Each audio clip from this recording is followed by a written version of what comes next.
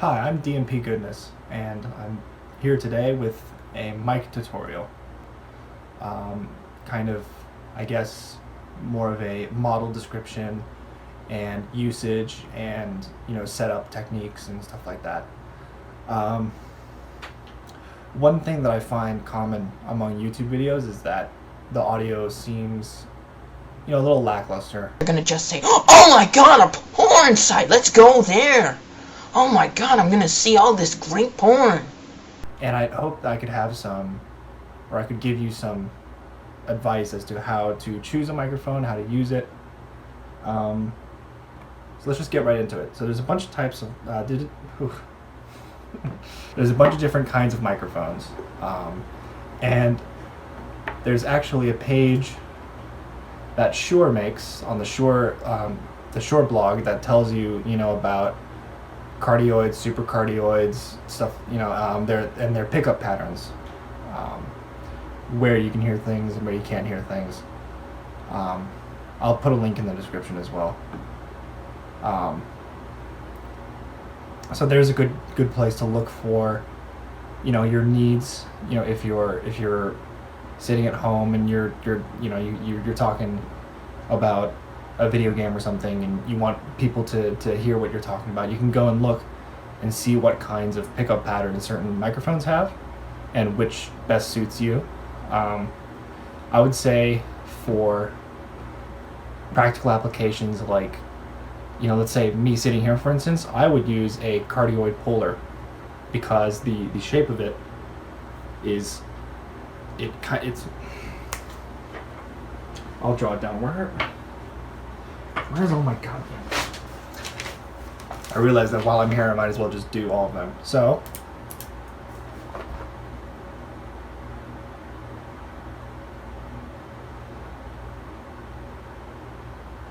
an omnidirectional looks like this, where the mic is in the center and it picks up everything around it. The cardioid polar, which is what I was talking about, looks like this. This is very rough, of course. The mic actually kind of goes up here a bit, but basically the pattern is not out of the bottom or the back, but a nice big cone around the top. Now the supercardioid, which is a one that I use in theater a lot,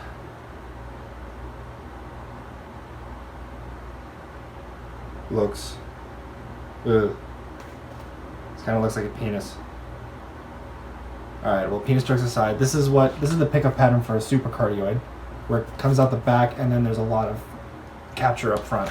And these are kind of the basic ones, and on that site, which I'll put in the link, there's a lot of other ways there's a lot of other patterns that you can use depending on the mic. But I'm just going to show you some standard ones right now. This is a 58, an SM58. Its pickup pattern goes like this, and for the usage of on stage or theater, people use them a lot. Singers mostly, sometimes we use them as drum mics. But for home applications like vlogging or whatever, I wouldn't suggest this. This is more of like a rough and tumble mic. People can do this, and rappers do this. Throw them around, beat them. This is going to give you strong quality in the moment, but for cleanness, it's this. I wouldn't suggest this one at all. The next is your shotgun mic.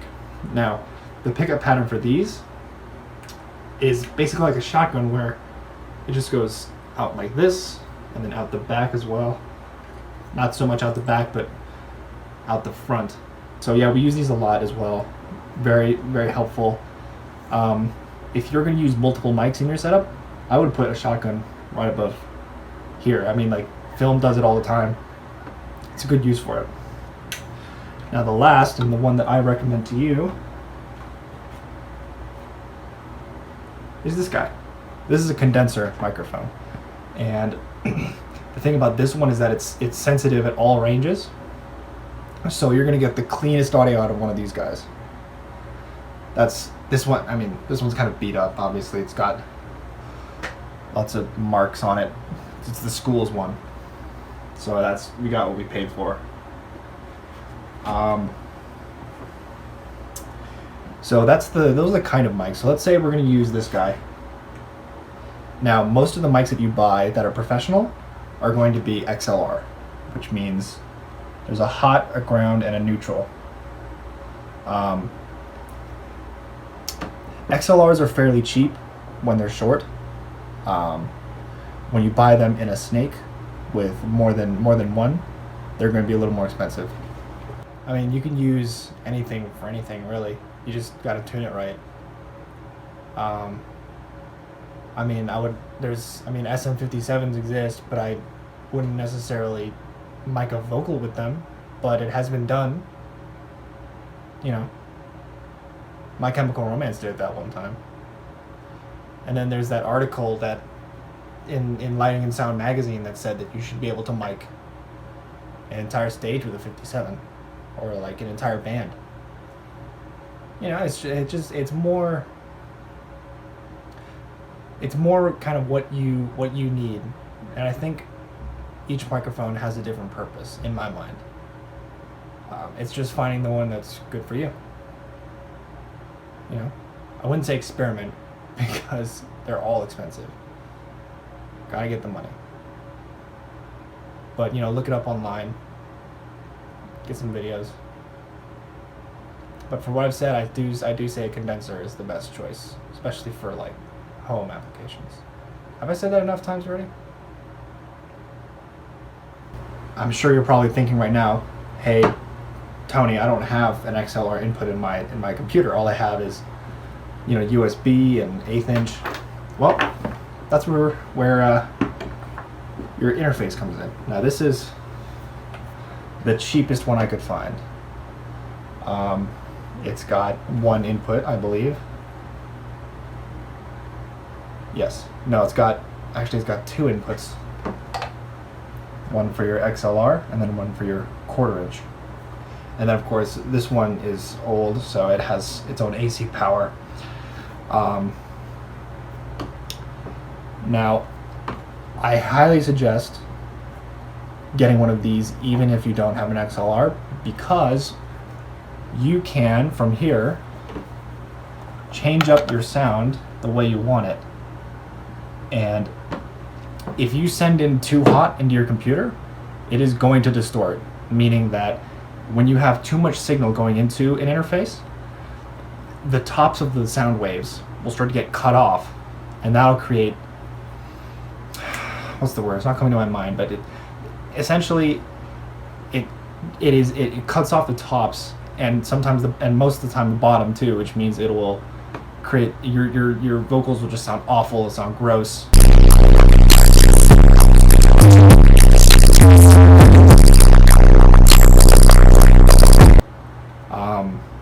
So when you go into one of these, you can turn the volume down on it or up, or if you're quiet, you can go up too. So I highly recommend this. Also, mics like this require their own power sometimes, about plus 46 volts or so. 48, excuse me. And also, what's nice about these is that there's a pad or a gain reduction on them, and that means if, say, your mic is too hot, which I normally pad my mics no matter what, you put your gain reduction on it there, and then you can turn it up, and then you'll get the cleanest sounding audio. It won't distort, hopefully, unless you're going really hot in, and then you turn it up more, even with the pad on. But for the most part, it'll sound really awesome. It'll sound really great, especially when you have nice mics like these. Once you go in here, normally, this is just a loop through, actually, I just realized. But a lot of them will have a FireWire or USB on them, or FireWire to USB. All that just means getting a cable. It's like Staples, Best Buy, whatever. Once you do that, your computer will automatically recognize a new input source. Now, if you know, that means going to your system preferences and doing that. Easy, you know, lemon squeezy. it'll normally show up under, like I'm using my Mac right now, and you go under sound, and you can do output and input.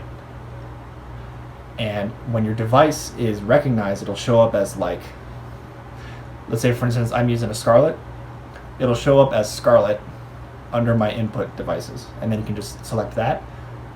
Or if you're recording to something, you go into the preferences for that. Like let's say you're using Premiere. Excuse me, and you're recording directly in Premiere.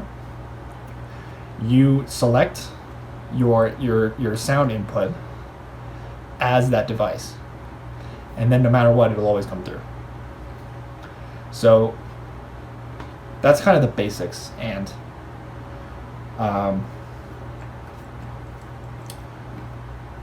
so all right, so let me talk about setup now, like real setup. Condenser, XLR into my interface into the computer. Now, let's say your microphone is too soft, you can't hear it. What you want to do now is either on your interface or in your computer, you look for gain or head amp.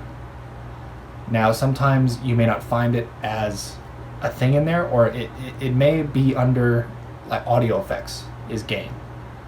Either one, gain or head amp are both the same thing, essentially. And what you do is you turn that up. Gain is in layman, it's sensitivity. I mean, that's probably the easiest way for me to describe that. Sensitivity. And especially on microphones like a condenser, it will increase everything. And the range of human hearing is 20 hertz to 20 kilohertz. So it will do everything within that range will be boosted. Okay? So once you can hear it, you're going to realize that it sounds a little different than you wanted.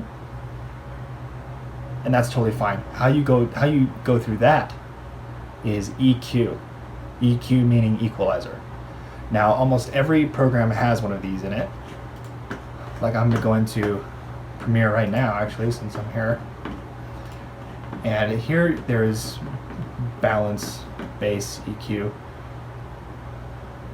And basically what it does, an EQ takes the range of hearing 20 hertz to 20 kHz, and it puts them in bands. So there's your high band, your high medium, low, medium, and low. Low being 20 to I think 100 hertz, and then each one kind of getting their own little thing.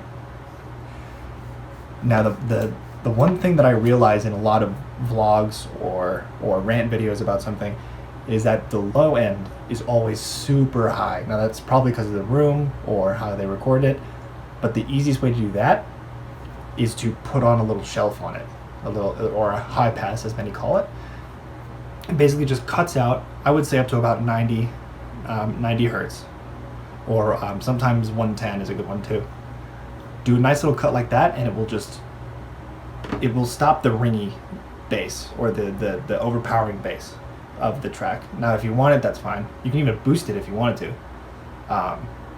Instead of using a pass, you just go straight to the band, the low end, and then you jack it up. And then I would also say to cut out a bit of the high end too, to get rid of some of the tinniness. Tinny is a word we used about, I mean, we all have, we're losing our hearing, so the high end stuff really kills us. You got tinnitus.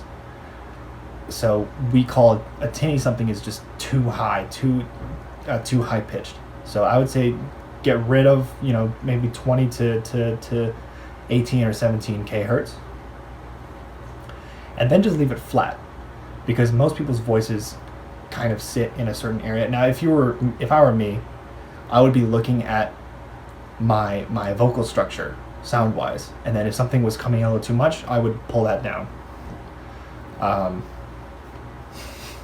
But I'm a starving artist, so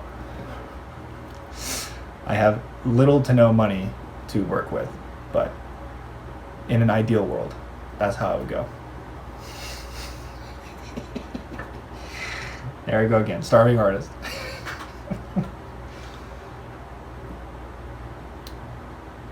Okay, now one thing that always trips up a lot of people is you will turn on your mic and do everything, right? And then you'll listen to it and it's like, oh my god, it's too quiet, or like there's, for some reason, all my high is gone.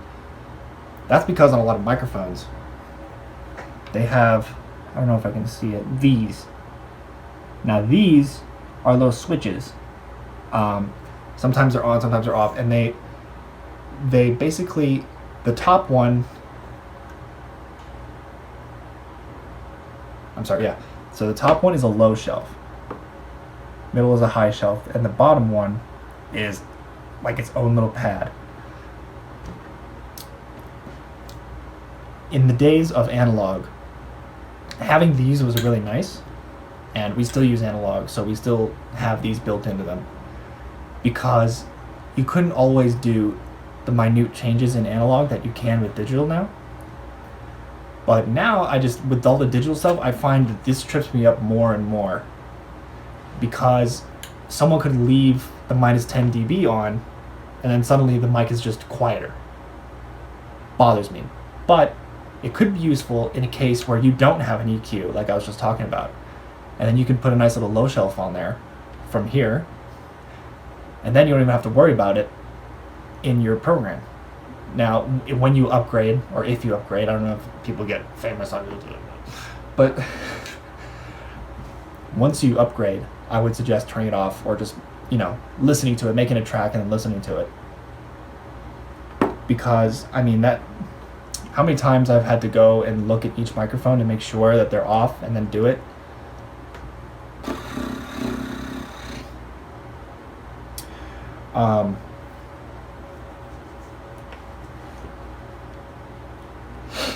Okay. Now, depending on your room and where you're recording, you may also have to do some special EQs.